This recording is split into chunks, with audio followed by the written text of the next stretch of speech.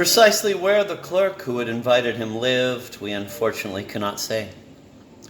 Our memory is beginning to fail us badly, and whatever there is in Petersburg, all those houses and streets, has so mixed and merged together in our head that it is very hard to get anything out of it in a decent fashion. Be that as it may, it is at least certain that the clerk lived in a better part of town, meaning not very near to Akaky Akakievich. Akaky Akakievich had first to pass through some deserted, sparsely lit streets, but as he approached the clerk's home, the streets became livelier, more populous, and better lit. Pedestrians flashed by more frequently, ladies began to appear, beautifully dressed. Some of the men wore beaver collars. There were fewer cabbies with their wooden grill sleds studded with gilded nails. On the contrary, coachmen kept passing in raspberry-colored velvet hats with lacquered sleds and bearskin rugs, or carriages with decorated boxes flew down the street, their wheels shrieking over the snow. Akaky Akakievich looked at it all as at something new. It was several years since he had gone out in the evening. He stopped curiously before a lighted shop window to look at a picture that portrayed some beautiful woman taking off her shoe and thus baring her whole leg, not a bad leg at all. And behind her back from another room, some man stuck his head out with side whiskers and a handsome imperial under his lip. Akaky Akakievich shook his head and chuckled, and then went on his way. Why did he chuckle? Was it because he had encountered something totally unfamiliar, of which everyone nevertheless still preserved some sort of intuition? Or had he thought, like many other clerks, as follows: well, these Frenchmen, what can you say? If they want something sort of, it's really sort of, but maybe he didn't think even that. It's really impossible to get inside a man's soul and learn all he thinks.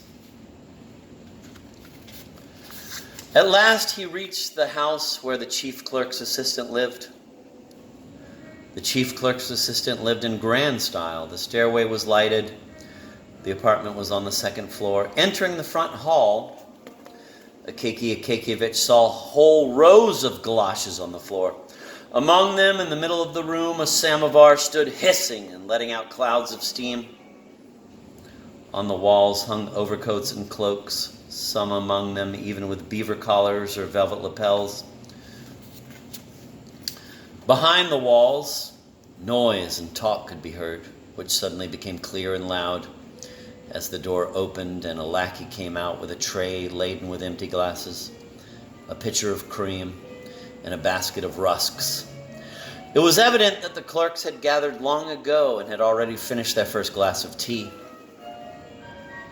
Akaky Akakievich, having hung up his overcoat himself, went into the room, and before him simultaneously flashed candles, clerks, pipes, and card tables, while his hearing was struck vaguely by a rush of conversation arising on all sides and the noise of chairs being moved.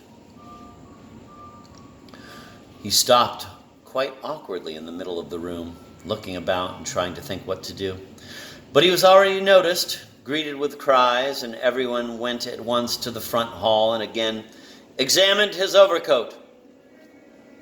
Akaky Akakievich was somewhat embarrassed, yet being a pure-hearted man, he could not help rejoicing to see how everyone praised his overcoat. After that, naturally, everyone dropped both him and his overcoat and turned, as usual, to the tables set up for whist. All of this, the noise, the talk, the crowd of the people, all of it was somehow strange to Akaky Akakievich. He simply did not know what to do, where to put his hands and feet, or his whole self. He finally sat down with the players, looked at the cards, looked into the face of one or another, and in a short while began to yawn, feeling himself bored. The more so as it was long past the time when he customarily went to bed. He tried to take leave of the host, but the host would not let him go, saying that they absolutely had to drink a glass of champagne to the new coat. An hour later, a supper was served, which consisted of mixed salad, cold veal, pâté, sweet pastry, and champagne. Akakievich was forced to drink 2 glasses, after which he felt that the room had become merrier. Yet he was unable to forget that it was already midnight and long since time to go home. So that the host should not somehow decide to detain him, he quietly left the room, went to the front hall to find his overcoat, which he saw, not without regret, lying on the floor. Shook it, cleaned every feather off it, put it over his shoulders, went downstairs and outside. Outside it was still light. Some small goods shops, those permanent clubs for servants and various others were open. Those that were closed still showed a stream of light the whole length of the door chink, indicating that they were not yet devoid of company and that the housemaids and servants were probably finishing their talks and discussions, while their masters were thrown into utter perplexity as to their whereabouts. Akakievich walked along in a merry state of mind, and even suddenly ran, for some unknown reason, after some lady who passed by, like lightning, every part of whose body was filled with extraordinary movement.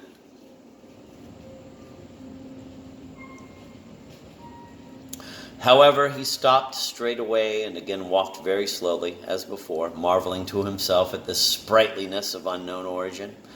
Soon there stretched before him those deserted streets which even in the daytime are none too cheerful, much less in the evening. Now they had become still more desolate and solitary. Street lamps flashed less often. Evidently the supply of oil was smaller. There were wooden houses, fences, not a soul anywhere. Only snow glittered in the streets, and sleepy, low hovels with closed shutters blackened mournfully. He approached a place where the street was intersected by an endless square that looked like a terrible desert, with houses barely visible on the other side.